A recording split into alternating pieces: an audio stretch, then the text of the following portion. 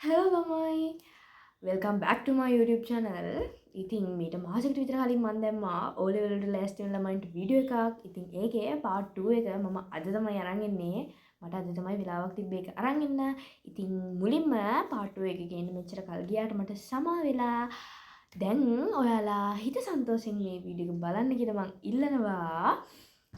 ඔයාලගේ යාළුවන්ට මේ වීඩියෝ එක ෂෙයා කරන්න, ලයික් කරන්න, කමෙන්ට් කරන්න, සබ්ස්ක්‍රයිබ් නොකරපු ළමයි ටික දැන්ම ගිහින් සබ්ස්ක්‍රයිබ් කරලා බෙල් අයිකන් එකත් ක්ලික් කරලා එන්න මේ පැත්තට වීඩියෝ එක බලන්න. මුලින්ම මම ඉතිහාසය සිංහල බුද්ධ ධර්මය වගේ සබ්ජෙක්ට් පාඩම් කරේ ෆ්ලෑෂ් කාඩ් වලින්. ෆ්ලෑෂ් කාඩ් කියන්නේ ඔයාලට පුළුවන් ඔයාලගේ තියෙන කොලයක් අරගෙන චූටි තීරු වලට එක කපා ගන්න. ඊට පස්සේ දැන් බුද්ධ ධර්මයේ වල වගේ ඒවා තියෙනවනේ ඔය බුදු ගුණ ද සංඝ ගුණ දම් ගුණ ඒ වගේ ඒවා තේරුම් මතක තියාගන්න. ඉතින් ඔයාලට ඒ එක චූටි කෑල්ලක බුදු ගුණේ ලියලා ඒකේ තේරුම ලියා ගන්න පුළුවන්.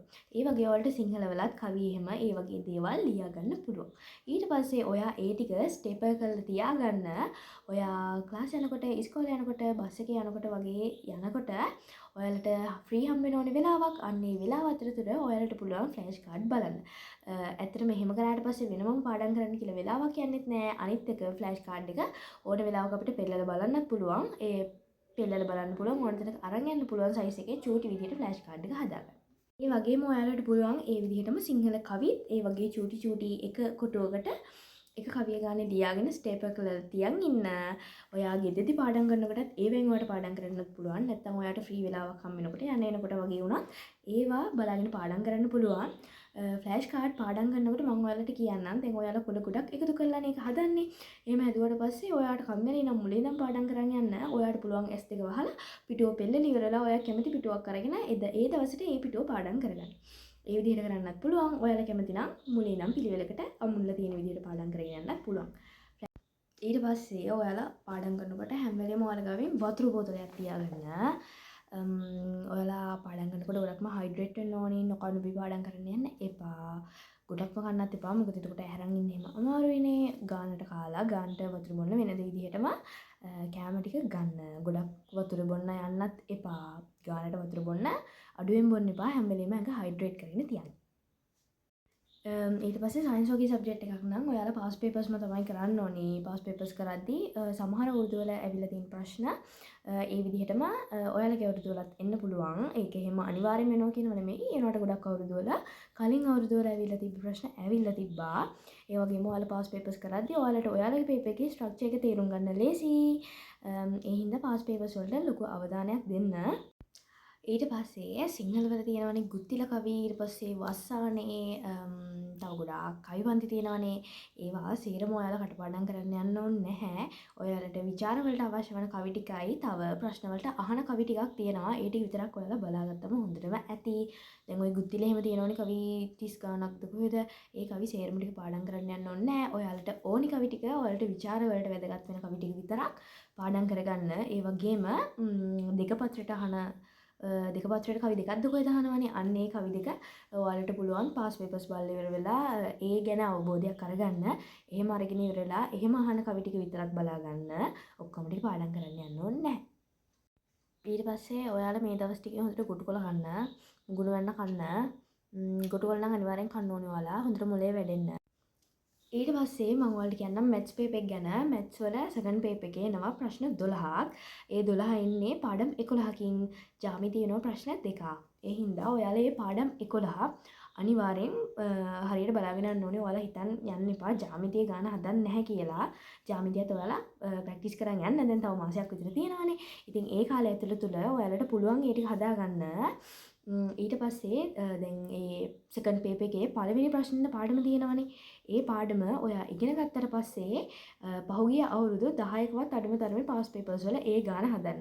මම මේ කියන්නේ පාස් පේපර්ස් අපි එක දිගට ටයිම් තියලා කරගෙන යන එක නෙමෙයි. ඔයා ඒ පාඩම ඉවර කරාට පස්සේ ඒ ප්‍රශ්නේ අනිවාර්යෙන් කරන්න. ඒ විදිහට අවුරුදු 10ක් ඔයාලට පුළුවන් නම් ඊට වඩා වැඩි අවුරුදු ගාණක් පිටිපස්සට එක දිගට කරගෙන යන්න. ඒ විදිහට ඒ පාඩම් 11ම පාස් පේපර්ස් වල තියෙන ප්‍රශ්න කරන්න මැත්ස් වලට. ඒත් එක්කම මැත්ස් වල ෆස්ට් පේපර් එකේ B කොටසට එනවා ඒ වගේම ඒ තරම් සංකීර්ණ නැති වුණත් ප්‍රශ්න පහක් ලොකු ප්‍රශ්න පහක් එනවා. ඒ පහන්නේ පාඩම් පහකින්. ඒ හින්දා ඔයාලා ඒ පාඩම් පහත් පුරුදු කරන් යන්න ඕනේ. ඒ ප්‍රශ්න පහ නම් එච්චර අමාරු ප්‍රශ්න නෙමෙයි ඉන්නේ. හැමදාම වගේ එකම ගණන් ටික කියන්නේ එකම ගණන් ටික නෙමෙයි. එකම වර්ගයේ ගණන් තමයි එන්නේ. ඒ හින්දා ඔයාලට හරියට පාස් පේපර්ස් ටික් කරොත් ඒ ප්‍රශ්නත් ඔයාලට ගොඩ දාගන්න පුළුවන්. ඔයාලා නොදන්න ඒවා YouTube එකේ බලන්න. මම මැත්ස් වලට නම් YouTube එකෙන් බැලුවේ නෑ. මොකද මම ක්ලාස් ගියා හොඳ ටීචර් කෙනෙක්ගේ. ඔයාලා අනිත් සබ්ජෙක්ට් වගේ බලනවා නම් ඔයාලට DP එකේ බලන්න පුළුවන්. සමහර ළමයිට DP එකේ ස්පීඩ් එක ගොඩක් අඩුයිනේ. එතකොට ඔයාලට ඩබල් ස්පීඩ් වගේ දාලා බලන්න පුළුවන්. කොහොම හරි පාඩම් ටික හරියට කවර් කරගෙන යන්න. ඊට පස්සේ මැත්ස් වල කෙටි ප්‍රශ්න ගැන කියනවා නම් ඒ ප්‍රශ්න ටික නම් ඔයා අනිවාර්යයෙන්ම ඉගෙනගෙන තියෙන්න ඕනේ. නැත්නම් ටිකක් අමාරුයි ටික හදන්න. ඒත් එක්කම ඉංග්ලිෂ් සබ්ජෙක්ට් එක නම් මම ඒකක් ෂුවර් කරන් හිටියා. ඒ වුණාට ඉතින් මට ඉංග්ලිෂ් වලට ආවේ B එකක්. මම දන්නේ ඇයි එහෙම උනේ කියලා. ඒ වුණාට මම ඉංග්ලිෂ් වලට එහෙම ලොකුවට වැඩ කරන්න ගියෙත් නෑ. ඒක තමයි මගේ අතින් උන ලොකුම වැරද්ද. ඉංග්ලිෂ් වලට සාමාන්‍යයෙන් මට ලකුණු තිබ්බා. ඒ හින්දා මං හිතන් හිටියේ ඉතින් පොඩ්ඩක් මට පුළුවන් කියලා. ඒ හින්දා මං අනිත් ඒවාට දුන්න තරම් අවධානයක් ඉංග්ලිෂ් වලට දුන්නේ. ඒක තමයි ලොකුම වැරද්ද මං අතින් උන. ඉතින් ඔයාලා ඉංග්ලිෂ් පේපර් එක ලියනකොට ඔයාලට පුළුවන් අනිවාර්යයෙන්ම ඉංග්ලිෂ් පේපර් එකේ අන්තිම ප්‍රශ්නේ එසේ එකක් නැත්තම් ක්‍රියේටිව් රයිටින් එකක් ඒ වගේ එන්නේ. මම නම් ඔය හැම පේපර් එකේම ලියුවේ ක්‍රියේටිව් රයිටින් එකක්. මොකද එසේ එකක් කඩපාඩම් කරගෙන ගිහින් ලියනවට වඩා මගේ හිතට එවෙලෙන දේවල් ටික වචන වලින් ගලපලා ලියන එක මට ලේසියි කියලා හිතුණා. ඒ හින්දා මම ලියුවේ ක්‍රියේටිව් රයිටින්. ඊට පස්සේ ඔයාලට ඉංග්ලිෂ් පේපර් එකේ අනිවාර්යෙන් එනවා බාග්‍රාෆ් එකයි නෝට් එකක් හරි නෝටිස් එකක් හරි. ඊට පස්සේ තව පොඩි එසේ එකක් ලියන්න එනවා පළවෙනි ප්‍රශ්න පත්‍රයේ 8 වෙනි ප්‍රශ්නෙට. ඒ තුන අනිවාර්යෙන්ම වෙනවනේ. ඒ හින්දා ඔයාලා ඒ තුන හරියට ලියන්න පුරුදු වෙන්න ඕනි. නෝට් එකක් නෝටිස් එකක් ලියනවා වගේ එක හරිම සිම්පල් දෙයක්. ඒ හින්දා අනිවාර්යෙන් ඒ ටික හරියට ලියන්න බලාගෙන යන්න. ඒ වගේම තමයි බාග්‍රාෆ් එකත් ඒවා එකම විදිහට ලියන්නේ. ඔයාලට එන ප්‍රශ්න වෙනස් වුණාට ඒවට තියෙන උත්තර වෙනස් වුණාට ඒවා එකම විදිහට ලියාගෙන යන්නේ. ඒ හින්දා පොඩි පොඩි තැන් විතරයි ඒවා වෙනස් කරන්න තියෙන්නේ. ඒ හින්දා හරියට ඒ ටික බලාගෙන යන්න. ඒ ටික ගොඩක් අමාරු නෑ. ඒ ටික සාමාන්‍යයෙන් ටිකක් ලියන්න තියෙන හින්දා ඔයාලට හිතනවා ඇති අමාරුයි කියලා. ඒ වුණාට ඒ ටික තමයි තියෙන ලේසිම ප්‍රශ්න ටික. ඒ ටික පුරුදු කරන් යන්න. මම ඒකත් wow english YouTube channel එකේ බැලුවා. ඔයාලටත් පුළුවන් එකකින් ගිහින් බලන්න. ඊට පස්සේ කාන් ඩිවිෂන් වගේම නම් මම ගොඩක්ම පාඩම් කරේ ෂෝට් නෝට්. දැන් කඩවල වල තියෙනවා නේද මෙච්චර විතර පොතක් ෂෝට් නෝට්. අන්න ඒක තමයි මම කාන් ඩිවිෂන් වලට පාඩම් කරේ. මම හැම සබ්ජෙක්ට් එකකටම අරන් තියාගෙන හිටියා. ඒක ඒ පොත ටිකක් මේ ලේසි කමනේ කාන් ඩිවිෂන් වගේ දේවල් එහෙම ලොකුවට දෙයක් නැහැනේ.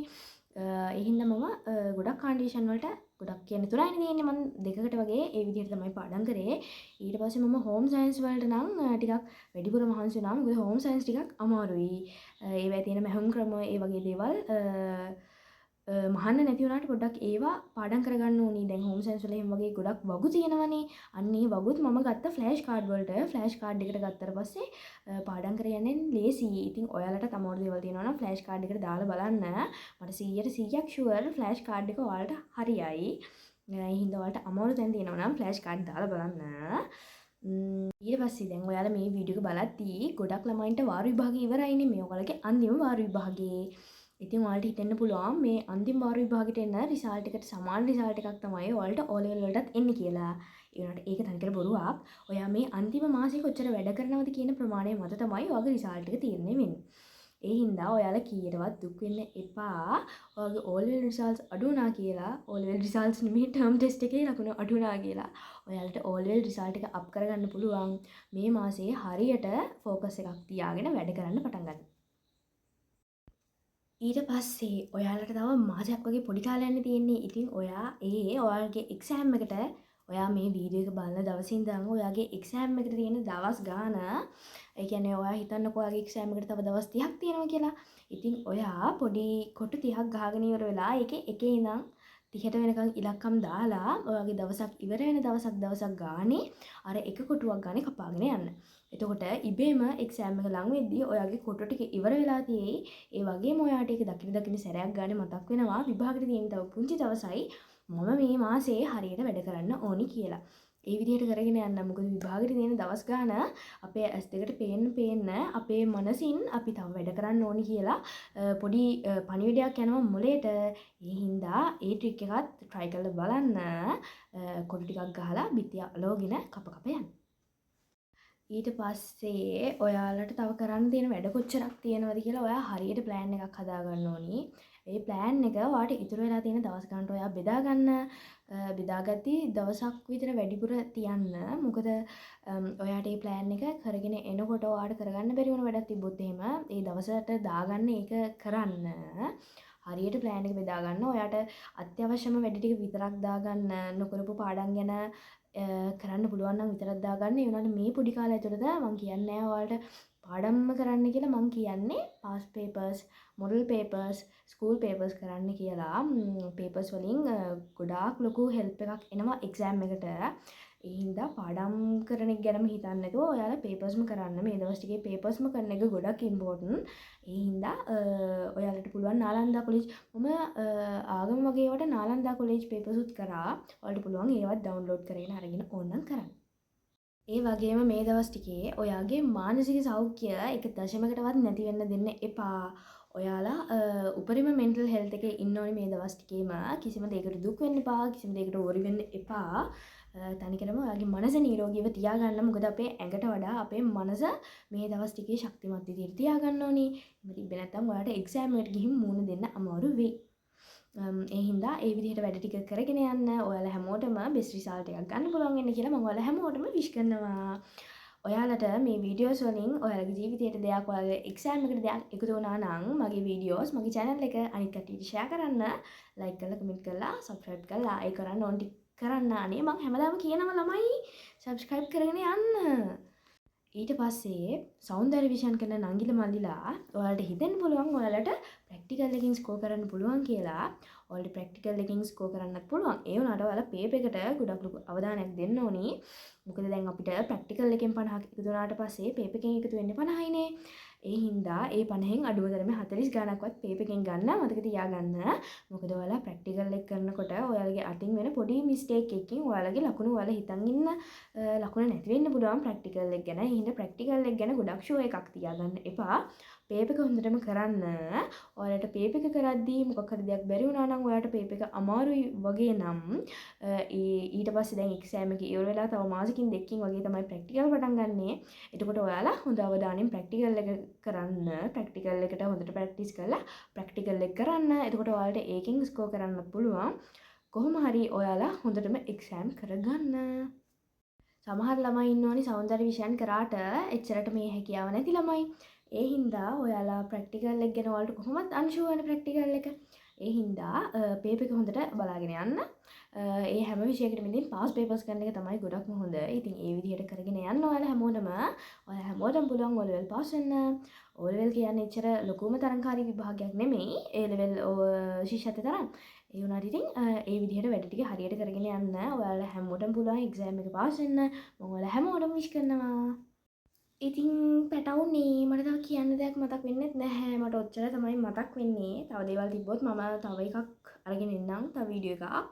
ඉතින් මේ වීඩියෝ එකෙන් ඔයාලා දෙයක් ජීවිතේට ගන්න. ඒ වගේම එක්සෑම් එක හොඳට කරගන්න. ආයෙත් දවසක තවත් vlog එකකින් මම එන්නම්. එතකන් ඔයාලා හැමෝම සතුටින් පරිස්සමින් ඉන්න. බයි.